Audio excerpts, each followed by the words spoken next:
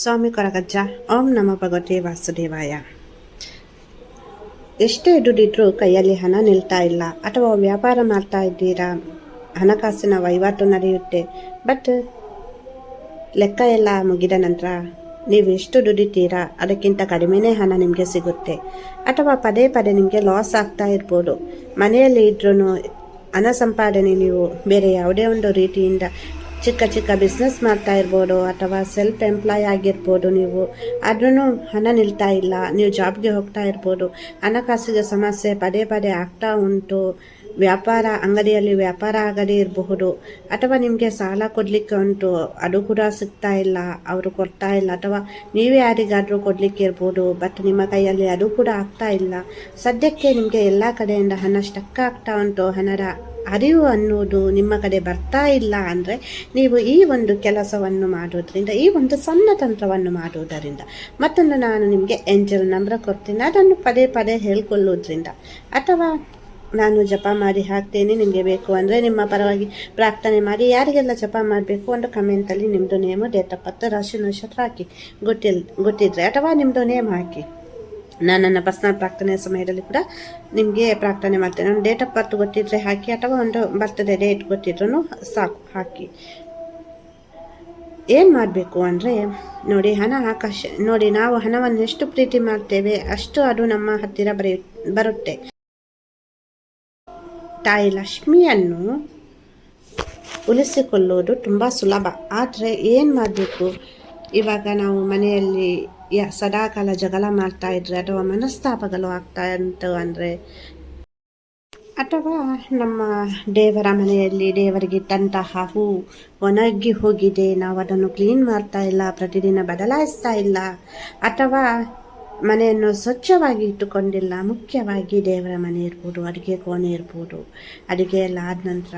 ಮತ್ತು ಇನ್ನೊಂದು ವಿಷಯ ಏನಂದರೆ, ಅಡುಗೆ ಮಾಡಿರ್ತೇವೆ, ಕೆಲವರಿಗೆ ಅಭ್ಯಾಸ ಉಂಟು, ಹೆಣ್ಮಕ್ಕಳಿಗೆ ಏನಂದರೆ ಅಡುಗೆ ಆಗ್ತಾ ಉಂಟು, ಬಿಸಿ ಉಂಟು ಪಾತ್ರೆ, ಯಾವಾಗಲೇ ಗ್ಲಾಸ್ ಕ್ಲೀನ್ ಮಾಡ್ತಾ ಇರ್ತಾರೆ. ಹಂಗೆಲ್ಲ ಮಾಡಬಾರ್ದು. ಅದು ಅಡುಗೆ ಎಲ್ಲ ಆದ ನಂತರ ನೀವು ಅದನ್ನು ಕ್ಲೀನ್ ಮಾಡಬೇಕು. ಒಲೆ ಹಚ್ಚಿರುವಾಗ, ಪಾತ್ರೆಗಳು ಬಿಸಿ ಇರುವಾಗ ಆವಾಗಲೇ ಅದನ್ನು ಕ್ಲೀನ್ ಮಾಡುವುದಲ್ಲ. ಇದು ಕೂಡ ಒಂದು ಮನೆಯಲ್ಲಿ ಲಕ್ಷ್ಮೀ ಮಾತೆ ನೆಲೆ ನಿಲ್ಲಕ್ಕೆ ಆಗಲ್ಲ. ಹಾಗೆಯೇ ಹಣಕಾಸಿನ ಸಮಸ್ಯೆ ಕೂಡ ಇದರಿಂದಲೂ ಬರುತ್ತೆ. ಮತ್ತೊಂದು ವಿಷಯ ಏನಂದರೆ, ಕೆಲವರಿಗೆ ಅಭ್ಯಾಸ ಉಂಟು ಮನೆಯ ಹೊಸ್ಸಿಲನ್ನು ತೊಳೆದು ನಿಲ್ಲುವುದು. ಅಂದರೆ ಇವಾಗ ನಾವು ಹೊಸ್ಸಿಲಿಗೆ ಪೂಜೆ ಮಾಡ್ತೇವೆ, ಕೆಲವರು ಪೂಜೆ ಮಾಡಲ್ಲ, ಅದು ಬೇರೆ ವಿಷಯ. ಆದರೆ ಅಲ್ಲಿ ತಾಯಿ ಲಕ್ಷ್ಮಿಯ ವಾಸಸ್ಥಾನವಾಗಿರುತ್ತೆ. ಕೆಲವರು ಮನೆಗೆ ಬರುವಾಗ ನೀವು ಹೇಳಬೇಕು, ಮನೆಗೆ ಬರುವಂತಹ ಅತಿಥಿಗಳಿಗೆ ಅಥವಾ ನಿಮ್ಮ ಮನೆಯವರಿಗೆ ಹೇಳಬೇಕು, ನೀವು ಕುಟುಂಬದವರಿಗೆ ಅದನ್ನು ತೊಳಿಬಾರ್ದು. ಅಂದರೆ ಕೆಲವರ ಹೊಸ್ಸಿಲಿರುತ್ತೆ ಅಲ್ಲ, ಮೇನ್ ದ್ವಾರ, ಸೊ ಅದನ್ನು ಅಂದರೆ ಕಾಲಿಂದ ತೊಳೆದು ಟಚ್ ಮಾಡಿ ನಿಲ್ಲೋದು, ಅಥವಾ ಅದನ್ನು ಟಚ್ ಮಾಡಿ ಬರೋದು ಕಾಲಿನಿಂದ, ಈ ಥರ ಎಲ್ಲ ಮಾಡಬಾರ್ದು. ಆವಾಗ ಅಲ್ಲಿ ಹಣಕಾಸಿನ ಸಮಸ್ಯೆ ಉಂಟಾಗುತ್ತೆ.